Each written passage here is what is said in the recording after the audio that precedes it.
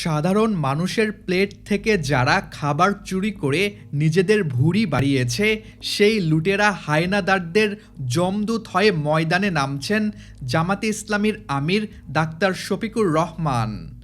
Vote engineering করে ক্ষমতার মসনদ দখল করা বিএনপির পকেটমার সিন্ডিকেটের দিন এবার শেষ হতে চলেছে। কোনো ফাঁকা বুলি নয়, কোনো রাজনৈতিক নাটক নয়, সরাসরি অ্যাকশন। জামাতের অকুতোভয় টাস্ক ফোর্স এখন বাজারের মোড়ে মোড়ে নজরদারি করবে। মজুতদারদের আড়ত থেকে শুরু করে জ্বালানি তেলের ডিপো, সবখানে এখন একটাই ত্রাস, আর সেই ত্রাসের নাম ডাক্তার শফিকুর রহমানের বিশেষ কমান্ডো বাহিনী। আজ আমরা দেখাবো কিভাবে তাসের ঘরের মতো ভেঙে পড়ছে বিএনপির সাজানো লুটেরা সাম্রাজ্য। ভোট ইঞ্জিনিয়ারিংয়ের মাধ্যমে ক্ষমতায় আসা বিএনপি আজ দেশের বাজারকে এক মরণ ফাঁদে পরিণত করেছে। চাল, ডাল, তেল থেকে শুরু করে কাঁচামরিচ, সব কিছুর দাম নিয়ন্ত্রণ করছে তাদের ক্যাডাররা। পদ্মার আড়ালে বসে থাকা বড় বড় রাঘব বোয়ালরা সাধারণ মানুষের পকেট থেকে প্রতিদিন কোটি কোটি টাকা হাতিয়ে নিচ্ছে। একদিকে কৃত্রিম সংকট তৈরি করে তেলের ড্রাম গায়েব করা হচ্ছে, অন্যদিকে সাধারণ মানুষের নাভিশ্বাস তোলা দ্রব্যমূল্য বাড়িয়ে তারা বিদেশের ব্যাংকে টাকা পাচার করছে। বিএনপির এই অপশাসন আজ জনগণের দীর্ঘশ্বাসে পরিণত হয়েছে। যে জনগণ তাদের প্রত্যাখ্যান করেছিল, আজ সেই জনগণের উপরই প্রতিশোধ নিচ্ছে তারা। কিন্তু ডাক্তার শফিকুর রহমান স্পষ্ট জানিয়ে দিয়েছেন, মানুষের পেটে লাথি মেরে রাজত্ব করার দিন এবার শেষ। জামাত আমিরের মাথায় আসা এক ঐতিহাসিক পরিকল্পনা এখন বাজারের বিষ দাঁত ভেঙে দেবে। তিনি গঠন করতে যাচ্ছেন বিশেষ মার্কেট টাস্ক ফোর্স।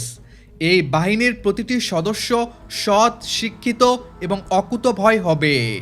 তারা প্রশাসনের দালালি নয়, বরং সরাসরি মাঠে গিয়ে সিন্ডিকেট ভেঙে দেবে। যেখানে সরকারের পা চাটা প্রশাসন নীরব, সেখানে জামাতের এই কর্মীরা হাতে নাতে ধরবে মজুতদারদের। প্রতিটি জেলা ও থানায় এই টাস্ক ফোর্স ছড়িয়ে দেওয়া হবে।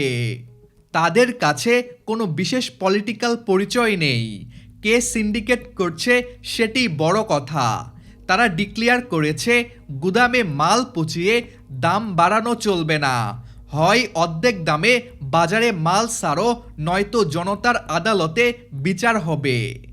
এই এক নির্দেশে এখন থরথর করে কাঁপছে সিন্ডিকেট ব্যবসায়ীরা। বাংলাদেশের মানুষ আজ কেন জামাতের দিকে ফিরে তাকাচ্ছে, তার উত্তর খুব সহজ। তা হলো সততা এবং শৃঙ্খলা। জামাত কোনোদিন পেশিশক্তির রাজনীতিতে বিশ্বাস করেনি।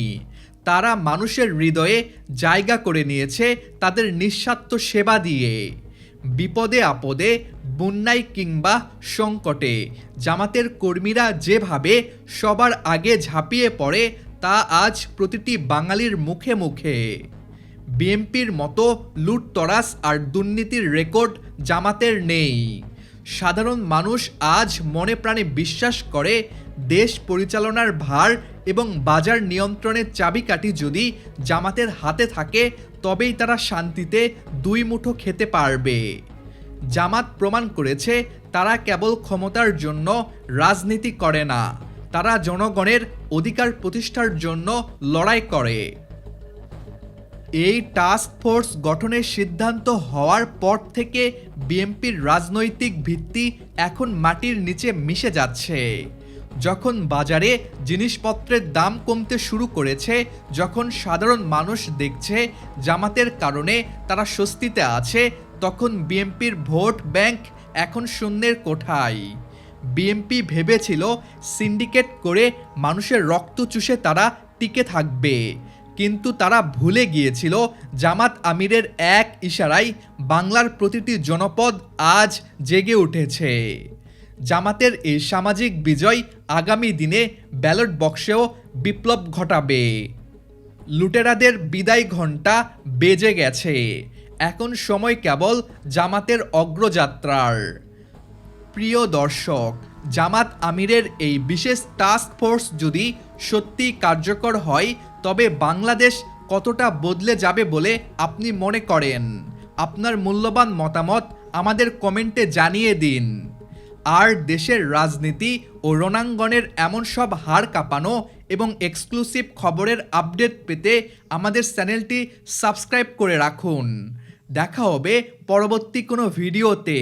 ততক্ষণ পর্যন্ত সুস্থ থাকুন, ভালো থাকুন।